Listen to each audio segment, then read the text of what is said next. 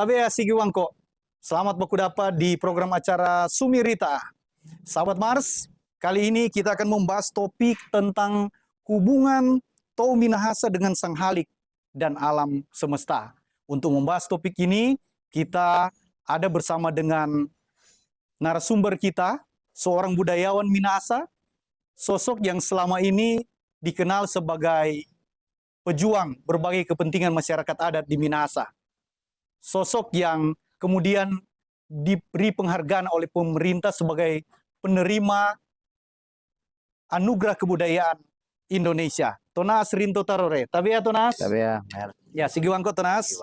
Ya, Tonas, kita langsung ini topik yang akan kita bahas sekali lagi hubungan Tou Minahasa dengan Sang Halik dan alam semesta. Kira-kira sebenarnya bagaimana orang Minahasa memahami tentang alam dan lingkungan? Ya, di dalam tradisi orang bicara alam dan lingkungan itu masuk di dalam ranah kosmologi, cara pandang orang Minahasa terhadap alam ini, di dirinya dia sendiri dengan Sang Halik, sang pengada kehidupan. Ya. Begitu. Jadi di tradisi orang Minahasa, tradisi torang ini, sang pengada kehidupan ini torangnya bilang empung wailan bangko. Ya. Nah, jadi hubungan manusia yang paling awal itu hubungan manusia Tou dengan sang pemberi kehidupan ini, empung wailan bangko. Kemudian dengan semesta, dengan alam tanpa batingal ini. Nah, torangnya bilang kayobaan. Nah, baru hubungan kemudian ketiga baru dengan sesama manusia, Tou. Jadi di dalam pola pikir orang tua dulu bicara bilang leluhur itu yang pertama itu yang Empung Wailan Bangko ini itu leluhur yang paling tua. Kemudian ya. Alam ini, kemudian baru leluhur yang memang manusia, memang Tou. Nah, di situ sebenarnya ada palia dari syair-syair tua, dari kepercayaan tua orang situ ada palia. Leluhur yang awal itu dipersonifikasikan sebagai alam ini, diumpamakan sebagai alam ini. Jadi alam semesta ini juga dipahami sebagai leluhur ya? Iya. Di cerita orang-orang tua paling jelas di cerita Toar Lomi Muut itu paling jelas di situ. Itu personifikasi cerita-cerita perumpamaan tentang bagaimana alam ini, jadi alam hunian ini terbentuk. Di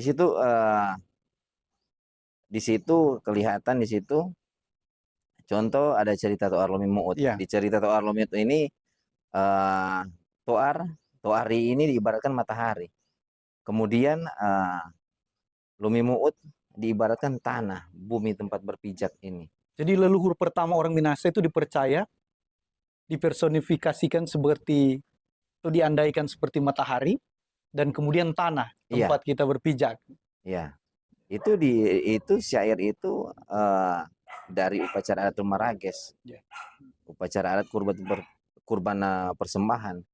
Disitulah salah satu versi leluhur awal orang Minahasa.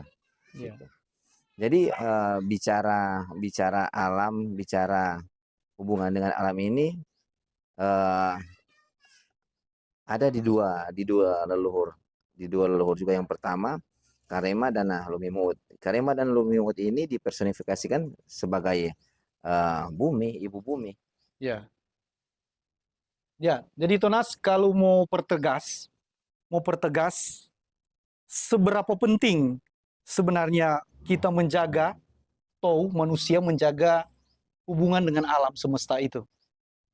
Nah, jadi alam ini penting sekali karena alam itu rampe tanpa berpijak. Orang makan dari hasil tanah ini, dari alam ini. Jadi penting sekali orang mau jaga ini, orang sumber kehidupan. Tanpa orang jaga orang sumber kehidupan ini, orang sendiri yang mau racuni orang diri, orang sendiri yang mau baking mati perlahan orang yang orang anak cucu turun temurun. Sama itu dengan di contoh biasa kalau di kampung-kampung itu pantangan sekali menebang pohon, apalagi di mata air. Itu pantang sekali itu. Kenapa tidak boleh, Tonas? Karena dia saling saling ada keterhubungan, Ya. ada keterhubungan. Mata air dia terhubung dengan pohon, Hmm. dengan pohon. Air ini terhubung dengan manusia yang membutuhkan sumber kehidupan ini. Ya. Kalau pohon dipotong, sumber air berkurang atau mati, berdampak ke manusia. Yang jadi susah sementara manusia itu sendiri. Ya. Tonas, di Minahasa hari ini, foso atau ritus-ritus itu sering diistilahkan dengan baator. Ya, Ada istilah yang digunakan ketika kita, jadi baator itu proses untuk menggelar ritus di Minahasa. Apakah istilah baator itu juga ada kaitan dengan upaya menjaga hubungan yang baik dengan Sang Halik dan alam semesta ini? ya. Memang upacara adat atau ritual-ritual ini, contoh di Baator itu, kalau orang membahasakan di sini bilang mahalur. Jadi mahalur ini membabucu. Jadi upaya manusia untuk berdamai dengan sang pengada kehidupan dengan alam. Ya. Upaya-upaya ini babuju ini semua demi keberlanjutan manusia, demi keberlanjutan alam. Ya. Jadi kalau di Minahasa kan dikenal ada sejumlah ritus yang terkait dengan upaya memelihara. Rata-rata ritus itu dalam kaitan menjaga hubungan dengan Sang Halik, memelihara hubungan dengan alam dan makhluk hidup yang lain kan, Ya. Tonas?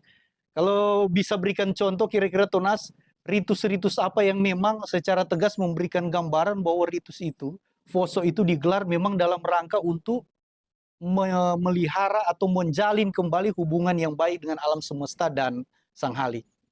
Kalau di kampung sini Pak Torang ada Di Warembungan ya? di Warembungan sini Ya. ada ritus itu, orang ya bilang di sini rumah Musenggio. Jadi rumah Musenggio ini itu pergi di pancuran. Jadi Mata air. ada mata air di situ, kemudian ada pancuran. Ya. Nah, pancuran dari bulu ini di situ orang basuh orang wajah di situ. Jadi ini bukan cuma sekedar ritus cuci muka. Ya. Lebih daripada itu. Ketika orang sampai tanpa situ, orang jaga dia kebersihan. Di samping itu orang amati bagaimana di situ pohon-pohon di sekitar situ, supaya apa? Tetap terjaga sumber kehidupan ini. Ya. Jadi fungsi dari upacara adat ritus rumah Musenggio itu bagian dari menjaga alam, bagian dari menjaga sumber-sumber kehidupan ini.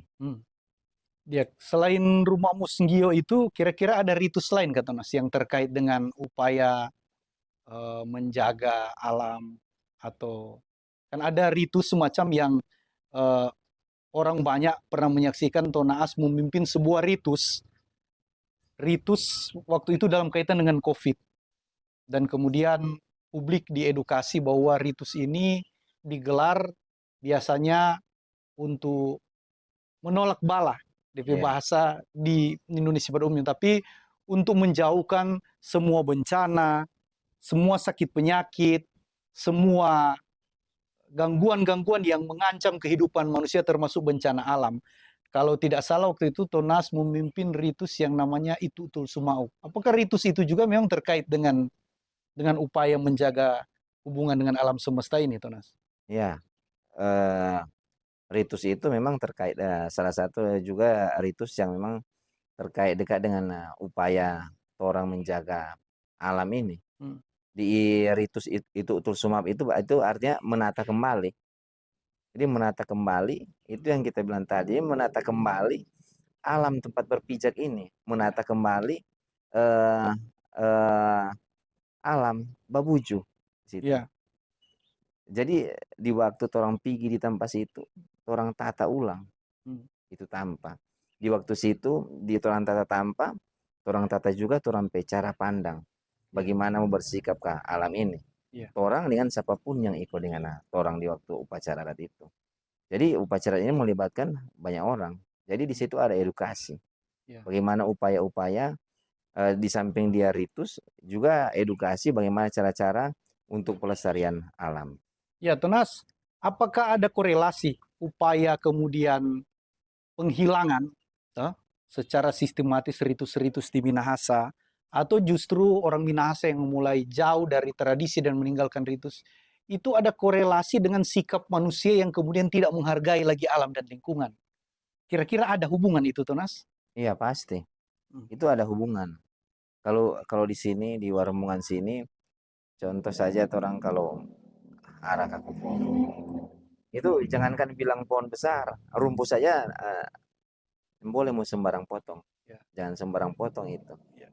Karena bisa saja kan di situ ada sumber obat, Ya. obat-obat makan tanah di rumput itu. Ya. Apa pula pohon besar. Dengan ini berjarak ini, orang tidak tahu lagi DP pengetahuan ini, ada sesuatu yang mau menghidupkan paton di situ, maka dia berjarak karena pola pola pandang ini so berbeda, so berbeda.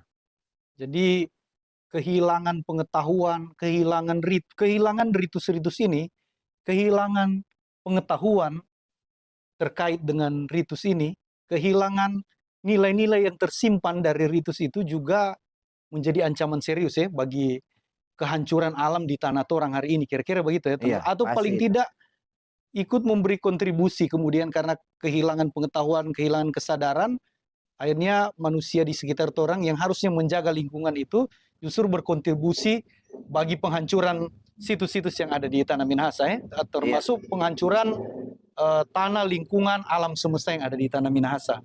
iya pasti itu. Kalau orang kenal itu, orang dekat dengan itu, setidaknya terminimalisir upaya-upaya pengrusakan itu, Ya, mengeksploitasi itu. ya. Kalau Tonaas sendiri dikenal di Minahasa juga orang yang kukuh, orang yang penuh semangat untuk memperjuangkan agar supaya tradisi budaya Minahasa itu tetap lestari, termasuk ritus-ritus seperti itu. Dan kira-kira Tonas selama ini seperti apa strategi yang dilakukan oleh Tonas atau upaya yang dilakukan secara sadar oleh Tonas untuk kemudian mengedukasi, membantu juga Tominase yang lain agar supaya sadar tentang pentingnya ritus, sadar tentang pentingnya tradisi budaya warisan pengetahuan leluhur dalam kaitan tentu dengan menjaga hubungan dengan alam semesta ini. Kira-kira seperti apa Tonas yang dilakukan selama ini? Ya salah satu upaya melalui ya yang jelas itu edukasi. Jadi di situ kan ada Sekolah adat ya, sekolah adat Papendangan di situ. pendangan. Di situ ada edukasi betapa pentingnya menjaga kelestarian alam ini. Ya. Nah, kedua ada tindakan nyata. Salah satu kasus ada di kampung sebelah, Ya. di Seak sana. Itu masih masuk wilayah adat di sini, di mana di situ ada sumber air. Di situ ada sumber air, baru di sumber air itu ada pohon-pohon besar di situ. Ya. Nah, wilayah dari hutan ini yang kemudian ada dari kelompok tertentu coba dirambah hutan yang memang sudah ratusan tahun tidak dirambah, Ya. ini dirusak. Nah, imbasnya sekarang kan sumber air di situ semakin mengecil. Dan ini berdampak bagi kehidupan manusia yang sangat membutuhkan air itu, apalagi Iya. di musim panas seperti sekarang ya. Ya, Tonas. paling merasakan itu kan ya otomatis orang-orang yang dekat situ. Iya. Jadi selain sekolah adat, papendangan, ya sistem pendidikan khas orang Minahasa itu Iya. tetap dilakukan secara rutin ya. Di dalamnya ada materi-materi untuk mengedukasi peserta agar supaya mendapatkan pengetahuan bagaimana menjaga hubungan dengan sang halik, dengan sesama makhluk hidup yang lain termasuk dengan alam semesta. Selain itu kira-kira program-program apa, kegiatan-kegiatan apa yang memang dilakukan secara sadar dan sistematis oleh Tonas dan teman-teman dalam rangka edukasi itu? Nah, ini ya yang jelas itu pembersihan. Pembersihan di wilayah-wilayah mata air, di Pembersihan sumber-sumber ini. air, di aliran-aliran air. Itu upaya-upaya nyata dari teman-teman. Ya. Jadi secara rutin melakukan pembersihan di sekitar mata air. Iya. Situs juga ya, Iya, yang situs. bagi orang Minahasa dianggap kaupoan ya, Tonas, tempat berdiam roh-roh suci. Karena itu penting untuk kita jaga. Nah, Tonas, sekarang lingkungan kita sedang terancam. Alam semesta sedang tidak baik-baik saja. Iya. Alam semesta sedang sakit. Di mana-mana, bahkan di daerah kita di Tanah Minahasa, perusakan hutan itu terjadi. Kita melihat ada industri-industri pertanian yang kemudian memakan wilayah tanah yang cukup luas, ratusan bahkan ribuan hektar, kemudian perusahaan-perusahaan tambang skala besar yang kemudian merusak lingkungan alam semesta kita. Dan kita kemudian melihat banyak data fakta hari ini bahwa proses penghancuran, pemusnahan bumi ini terus terjadi dengan tindakan ulah manusia. Ya, jadi kira-kira Tonas, apa pesan penting yang bisa disampaikan kepada Tau Minahasa, bahkan kepada segenap manusia yang mendiami kayobaan ini, bumi ini, terkait dengan ancaman itu? Apakah kita harus berdiam atau ada sesuatu yang perlu kita ingat agar supaya bumi ini tetap lestari dan bisa tetap terus diwariskan kepada anak cucu kita? Jadi apa yang orang perbuat hari ini itu menentukannya akan datang. Ya. Jadi kalau orang tidak mau jaga tanah ini yang memberikan kehidupan empat orang, ya yang paling berdampak sebentar hari ini orang berdampak. Empat orang sampai anak cucu akan lebih berdampak lagi. Setelah lalu orang yang makan dari hasil tanah ini, setelah lalu orang yang minum dari hasil tanah ini, kong orang nak mau jaga orang sampai sumber kehidupan ini. Ya. Karena sumber kehidupan ini bukan cuma orang hari ini, sampai orang sampai anak cucu ke depan. Jadi mari orang sama-sama jaga dengan lestarikan alam ini sebagai sumber kehidupan. Hal konkret apa kira-kira Tonas praktis yang kecil-kecil yang bisa kita lakukan misalnya di rumah dan di lingkungan kita secara pribadi dan mungkin keluarga atau kelompok kita masing-masing?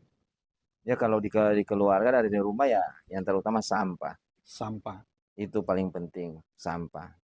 Tidak sembarang membuang sampah. Ya. Kalau di kelompok ya upaya-upaya pelestarian ini dengan menjaga sumber-sumber mata air. Menjaga hutan. sumber mata air.